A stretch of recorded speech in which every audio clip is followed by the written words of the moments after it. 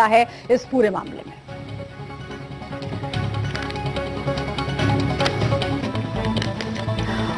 और इस बीच हमारे साथ हमारे संवाददाता प्रयागराज से वरुण उपाध्याय जुड़ गए हैं। इसके साथ ही खास मेहमान निशा मेनन जी हमारे साथ जुड़ी हुई हैं, फॉरेंसिक एक्सपर्ट हैं, और आलोक मेहता जी हमारे साथ जुड़े हुए हैं, एडिटोरियल डायरेक्टर इंडिया न्यूज, और मेरे सहयोगी प्रदीप भंडारी भी हमारे साथ न्यूज रूम से जुड़ गए हैं। सबसे पहले प्रदीप भंडारी जुड़ी हुई हैं। निशा मेनन जी, कई तरह की बातें सुसाइड नोट को लेकर कही जा रही हैं, लेकिन सबसे संदेहास्पद यही है कि जो अलग अलग पेज पर हस्ताक्षर हैं वो आपस में मेल नहीं खाते हैं। क्या ऐसा हो सकता है कि इतना अंतर हो एक ही आदमी के हस्ताक्षरों में? क्योंकि गिरी की जो स्पेलिंग लिखी गई है, कहीं पर दीर्घिकार है, कहीं पर ह्रस्वकार है, आखिर ये किस तरफ इशारा करता है? क्या एक गंभीर जांच की जरूरत है इसमें? निशा जी, देखिए, हम जहां तक सुसाइड नोट के हस्ताक्षर की जांच के विषय में बात कर रहे हैं, सबसे पहले तो जो प्रोटोकॉल होता है, जो स्टैंडर्ड होता है, जो एक हैंडराइटिंग एक्सपर्ट फॉलो करते हैं, वो सबसे पहले कि ये सातों पेज सबसे पहले एक ही इंसान ने लिखे हैं कि नहीं लिखे हैं, फर्स्ट ऑफ ऑल ये एस्टैब्लिश होता है। और जो आप सिग्नेचर्स में डिफरेंस बता रहे हैं, और सिग्नेचर को पूरी तरीके से देखा जाता है। जनरली जो होता है सिग्नेचर एक आदमी का एक कह सकते हैं कि इंडिविजुअल आइडेंटिटी होता है, और वो बहुत सालों से, भले लिखना लोग जरूर कम कर सकते हैं, लेकिन हस्ताक्षर जो है बहुत फ्रीक्वेंटली करते हैं। और जो मान जी के बारे में मैंने सुना और पढ़ा कि वो लिखवाने के बाद में हस्ताक्षर खुद किया करते हैं, तो हस्ताक्षर जनरली वो खुद किया करते थे। तो इस लेवल पे अगर कहते हैं कि बहुत ज्यादा वेरिएशन है, तो ये थोड़ा सा डाउटफुल है, और ये एक हैंडराइटिंग एक्सपर्ट को बहुत ही बारीकी से इसकी जांच करनी है। और जब हम बात करते हैं सुसाइड नोट लिखने के, पैनिक सिचुएशन होता है और जिस तरह की मनस्थिति होती है, उस टाइम बहुत चांसेस है कि अपने जो नेचुरल वेरिएशन है, जो अपने नेचुरल राइटिंग से थोड़ा सा टेंशन के कारण या उस मनस्थिति के कारण थोड़े वेरिएशंस के चांसेस है। तो ये सारी चीजों को रख के जांच की जानी चाहिए। और सिर्फ लास्ट का और स्पेसिफिकली जनरली जो बोला जाता है, कोई भी अपना नाम जो है वो गलत नहीं लिखता है, क्योंकि वो हमेशा लिखते आए हैं, हस्ताक्षर करते आए हैं।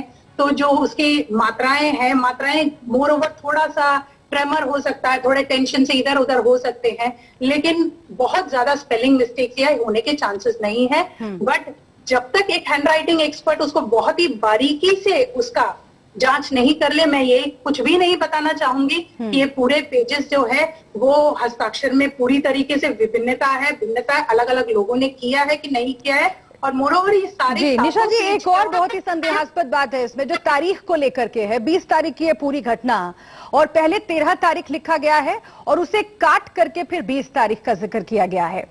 ये किस तरफ इशारा करता है? क्या इसे और पेचीदा बना देता है?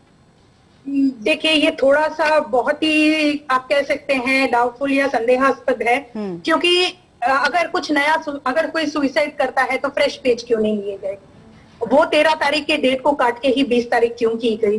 और सिर्फ एक ही पन्ने पे नहीं, मैंने बहुत सारे पन्नों पे देखे थे कि वो 13 तारीख को काट के वो नया पन्ना भी ले सकते थे। और जिस तरह की स्थिति थी, वो स्थिति में पूरे पुरानी चीजों को करेक्ट करके उसको एक नए डेट में लिखना, ये सब एक डिफरेंट एंगल देता है।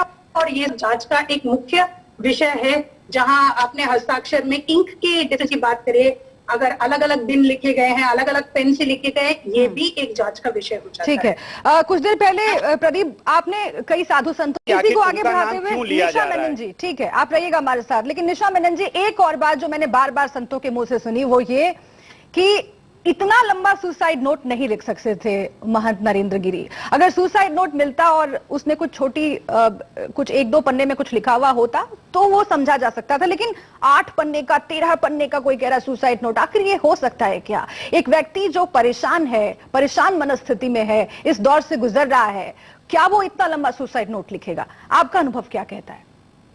देखिए, मैंने अपने करियर में बहुत सारे सुसाइड नोट को एनालाइज किया है, और सुसाइड जो एक्टिविटी होती है वो बहुत ही इंपल्सिव, बहुत छोटे से क्षण के लिए एकदम से दिमाग में आ गया और आगे कुछ भी रास्ता नहीं दिखाई देता, बस मौत ही है, ये सब कुछ खत्म करने का बहुत ही फ्रैक्शन ऑफ सेकंड में इंपल्सिव रिएक्शन होता है। और उस टाइम जो डिसाइड किया हुआ, ये जो 7 पेज का पन्ना लिखने में अच्छा खासा टाइम लगा होगा, जो एक नॉर्मल इंसान जो है उसे थोड़ा सा ज्यादा, उनकी मनस्थिति बोलिए, उनका उस टाइम का टेंशन बोलिए, और हर एक चीज को याद करके लिखना, एक 7 पन्नों का सुसाइड नोट लिखना थोड़ा सा जो है डाउटफुल है।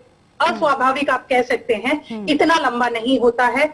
और जनरली सुसाइड नोट जैसे आपने पहले बोला 1 पेज या 2 पेज में ही सीमित रहता है, और मेन और बार बार वही चीजों को रिपीट करना, हर एक पेज पे साइन करना, ये सब चीजें थोड़ा सा ज्यादा संदेहास्पद है और डाउट रेज करता है। आप कह रहे हैं कि अस्वाभाविक है। एक व्यक्ति जो बहुत दुखी हो या फिर परेशान हो, चिंतित हो, वो इतना लंबा सुसाइड नोट लिखे, वो अस्वाभाविक है और अमूमन ऐसा होता नहीं है। और वैसे भी सुसाइड नोट में बहुत सारे झोल हैं जो एक एक करके इंडिया न्यूज दर्शकों आपके सामने रख रहा है। आप लोग रहिएगा हमारे साथ, आनंद गिरी की भूमिका पर भी आगे बात करेंगे। एक छोटे से ब्रेक के लिए यहाँ पर हम रुक रहे हैं, लगातार जारी है हमारी विशेष कवरेज, बने रहिए।